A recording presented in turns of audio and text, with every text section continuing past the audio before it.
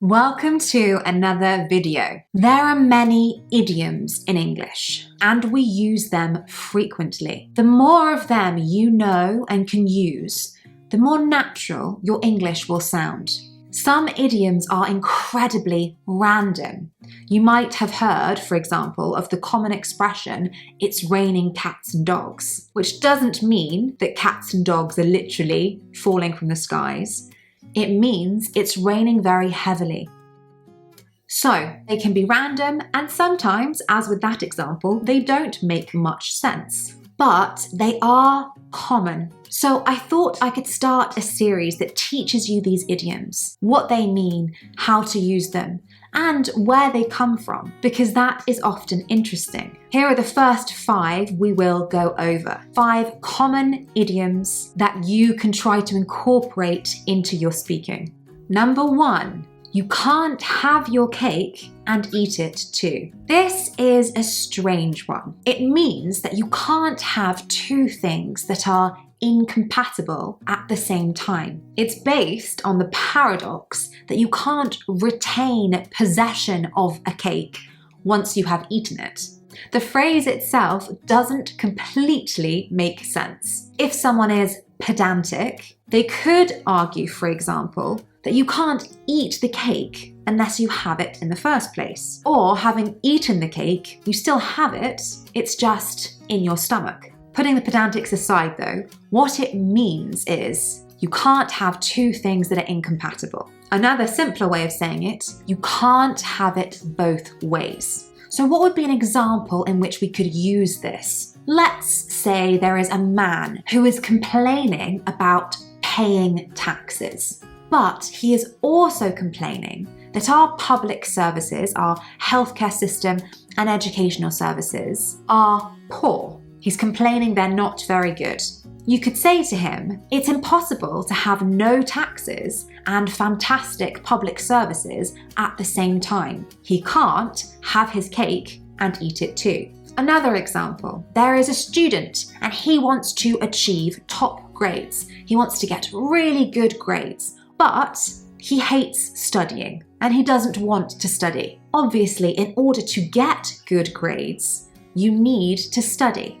So again, you could say to him, you can't have your cake and eat it too. You need to study if you want to get good exam grades. The exact origin of this idiom is unknown, but there is an early recording of the phrase in a letter from the Duke of Norfolk to Thomas Cromwell, where he writes, "A man cannot have his cake and eat his cake." This was back in 1538. So the expression has been around for a long time, whether it makes sense or not. Next time you're speaking to someone who seems to want 2 things that they can't have at the same time, you can say, you can't have your cake and eat it too. Number 2, don't put all your eggs in one basket.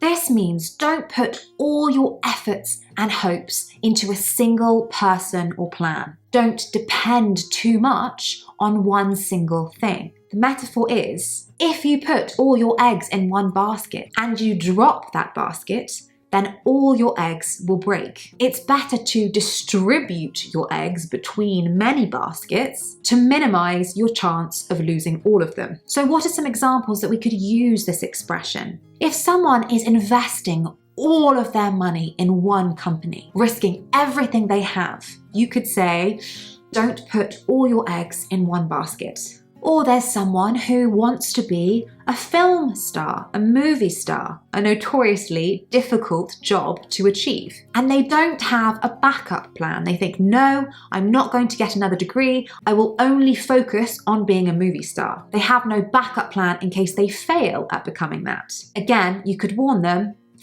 don't put all your eggs in one basket. You're worried about a friend who has just got into a new relationship and they're spending all their time and effort and putting all their emotions into this relationship. Again, you could say, don't put all your eggs in one basket.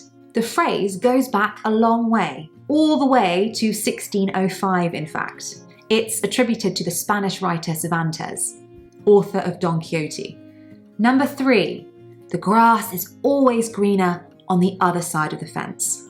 This can be shortened to the grass is always greener. It's a very common expression in English, and I think it exists in many other languages too. It means that the lives or situations of others always seem better than our own. The lawn in the neighbour's garden always seems fresher, greener, more abundant. Of course, the point of this idiom is that it highlights the human tendency to not be content with what we have. Even if we were to live next door where the grass seemed greener before, we would only think someone else's lawn looks greener, fresher, and better. This idiom goes back to the Roman poet Ovid, who wrote, "The crop is always better in another man's field. His cows are richer in milk."